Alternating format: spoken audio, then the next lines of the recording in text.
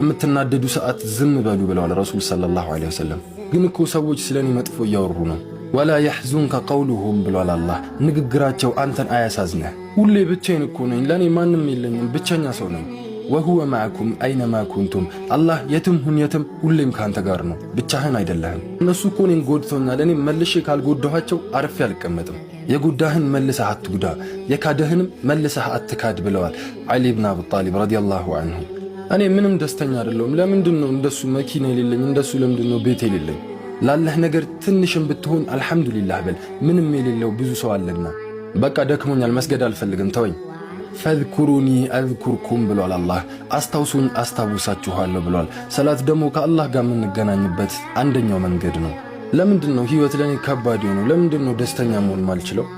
በአላህ ላይ ተወከል ይኑረህ። በአላህ ስትወከል ሰብር ካለህ አላህ ሁሉንም ነገር ያገራልሃል። የምን ሰላት ምናምን ነው የምትለኝ? በቃ እኔ ፈታ ማለት መዝናናት ነው የምፈልገው።